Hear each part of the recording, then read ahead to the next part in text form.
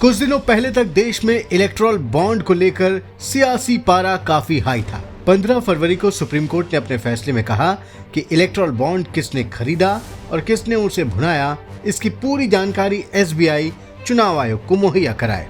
State bank of India ने data तो दे दिया, लेकिन किसने किसको कितने पैसे चुनावी बॉन्ड के जरिए दिए ये अब तक पता नहीं चल सका। सिर्फ ये बात सामने आई है कि किसने कितने पैसे दिए और किस पार्टी को कितने पैसे चुनावी बॉन्ड के जरिए मिले। आखिर ऐसी नौबत आई ही क्यों? आयोन भारत आपको इलेक्टोरल बॉन्ड की परत दर परत डिटेल बताएगा। चुनाव आयोग ने जो डेटा अपनी वेबसाइट पर पोस्ट किया है उसके मुताबिक बीजेपी को सबसे ज्यादा चंदा मिला है।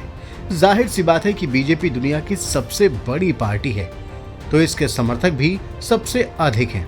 इलेक्टोरल बॉन्ड के जरिए चंदा पाने वालों में दूसरे नंबर पर ममता बनर्जी की तृणमूल कांग्रेस है, जबकि देश की सबसे पुरानी पार्टी कांग्रेस तीसरी पोजीशन पर है। इलेक्टोरल बॉन्ड का डेटा सामने आते ही इस मुद्दे पर बीजेपी को घेरने की विपक्ष की रणनीति भी धराशायी हो गई, क्योंकि इलेक्टोरल बॉन्ड को लेकर विपक्ष जो आरोप लगा रहा था उसका एसबीआई के डेटा में कहीं पर भी जिक्र नहीं है। इसे समझिए। इलेक्टोरल बॉन्ड को लेकर राहुल गांधी शुरू से मोदी सरकार को घेरते रहे। राहुल कहते हैं कि मोदी सरकार कुछ चुनिंदा उद्योगपतियों जैसे अडानी और अंबानी के लिए ही काम करती है और अंबानी अडानी बीजेपी को अरबों रुपयों का चंदा देते हैं। राहुल के प्रोपेगेंडा को तब बड़ा झटका लगा जब एसबीआई के इलेक्टोरल बॉन्ड की लिस्ट में न तो अडानी का नाम है और न ही चंदा देने वालों में अंबानी या उनकी किसी कंपनी का नाम। पूरा हिंदुस्तान जानता है भाइयों और बहनों, ये नरेंद्र मोदी जी की सरकार नहीं है, ये अंबानी अडानी की सरकार है। हम आगे बढ़े हैं उससे पहले जान लेते हैं कि इलेक्टोरल बॉन्ड के जरिए 100 करोड़ से ऊपर चंदा देने वाली कंपनियां कौन सी हैं। फ्यूचर गेमिंग और होटल सर्विसेज ने 1368 करोड़ रुपए चंदा दिया है। Mega engineering and infrastructure limited ने 966 करोड़ रुपए दिए। 410 करोड़ रुपए quick supply chain private limited ने दिए।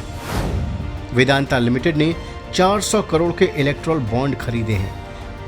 हल्दिया एनर्जी लिमिटेड ने 377 करोड़ रुपए दिए हैं। 277 करोड़ रुपए एयरटेल की भारती ग्रुप ने दिए हैं। 224 करोड़ के electoral bond SL mining and industries limited ने खरीदे।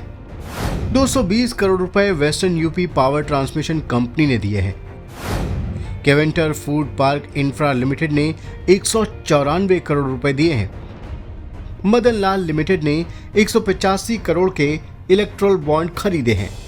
अब आपको बताते हैं कि किस पार्टी को इलेक्टोरल बॉन्ड के जरिए कितना चुनावी दान मिला है। बीजेपी को सबसे अधिक 6060 करोड़ रुपए का चुनावी चंदा मिला है। ममता बनर्जी की तृणमूल कांग्रेस को चुनावी बॉन्ड के जरिए 1609 करोड़ रुपए का दान मिला है। कांग्रेस को 1421 करोड़ रुपए का दान मिला है। केसीआर की भारत राष्ट्र समिति को 1214 करोड़ रुपए का चंदा मिला है। ओडिशा की बीजू जनता दल को इलेक्टोरल बॉन्ड के तौर पर 775 करोड़ रुपए का चंदा मिला।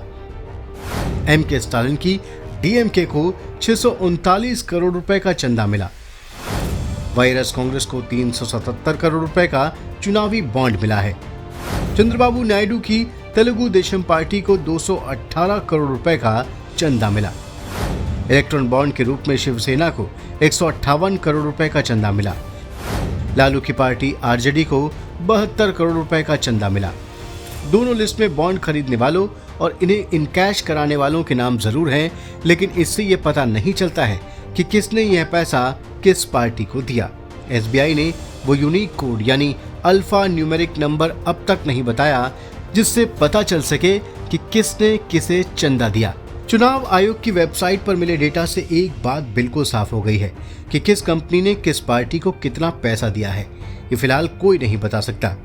हालांकि इसको लेकर सुप्रीम कोर्ट की 5 जस्टिस की बेंच ने कहा कि एसबीआई ने आदेश का पूरी तरह पालन नहीं किया है, जिसमें बैंक को चुनावी बॉन्ड से संबंधित सारी जानकारी इलेक्शन कमीशन के साथ साझा करने का आदेश दिया गया था। बेंच ने अपने फैसले में साफ किया कि एसबीआई को इलेक्टोरल बॉन्ड की रकम, खरीद की तारीख, खरीदार का नाम, इनकैश कराने वाली पार्टी का नाम, सब कुछ चुनाव आयोग को मुहैया कराना होगा। सुप्रीम कोर्ट ने एसबीआई को 12 मार्च तक इलेक्टोरल बॉन्ड का पूरा डेटा इलेक्शन कमीशन को देने को कहा था। उसके बाद 12 मार्च को एसबीआई ने एक पेन ड्राइव में 2 password protected PDF file submit की। एक फाइल में बॉन्ड्स खरीदने वालों की जानकारी थी, दूसरे में बॉन्ड्स को इनकैश कराने वाली राजनीतिक पार्टियों की डिटेल्स है। इन डेटा से बॉन्ड्स खरीदने वाले व्यक्तियों और कंपनीज के नाम पता चलेंगे। बॉन्ड खरीदने वाले ने उसे किस पार्टी को दिया ये पता नहीं चलेगा। अगर एसबीआई बॉन्ड्स खरीदने वाले और उसे इनकैश कराने वाले डेटा का मिलान कर दे तो फिर पूरी डिटेल पता चल पाएगी। अब ये भी जान लेते हैं कि चुनावी बॉन्ड योजना क्या थी। राजनीतिक फंडिंग में पारदर्शिता लाने के लिए केंद्र सरकार ने 2017 के बजट में चुनावी बॉन्ड योजना के बारे में जानकारी दी थी। इसके बाद साल 2018 में इलेक्टोरल बॉन्ड स्कीम संसद से पारित हुई और सरकार ने इसी साल इसको अधिसूचित किया। भारतीय स्टेट बैंक की 29 ब्रांच को चुनावी बॉन्ड देने की जिम्मेदारी सौंपी गई। नई दिल्ली, मुंबई, गुवाहाटी, भोपाल, जयपुर, कोलकाता, चेन्नई, गांधीनगर, चंडीगढ़, पटना, रांची और बंगलुरु की शाखाओं को इसमें शामिल किया गया। उस वक्त के वित्त मंत्री अरुण जेटली ने इसको लेकर कहा था कि चुनावी बॉन्ड योजना राजनीतिक चंदे में आने वाली रकम को साफ सुथरा करने और इस योजना में पारदर्शिता बढ़ाने के लिए लाई गई। अरुण जेटली का तर्क था कि इस योजना से राजनीतिक फंडिंग में 2 लेवल पर ट्रांसपेरेंसी आएगी। पहला ये कि जो भी व्यक्ति चंदा देगा उसका सारा डेटा अकाउंट में रिफ्लेक्ट होगा, और दूसरा ये कि इसके बाद राजनीतिक पार्टियों को भी ये बताना होगा कि कितना चंदा मिला है। तो दोस्तों, इलेक्टोरल बॉन्ड पर अगर हमारा वीडियो आपको पसंद आया हो तो आप इसे लाइक करें और हमारे चैनल आईऑन भारत को सब्सक्राइब कर लें। धन्यवाद।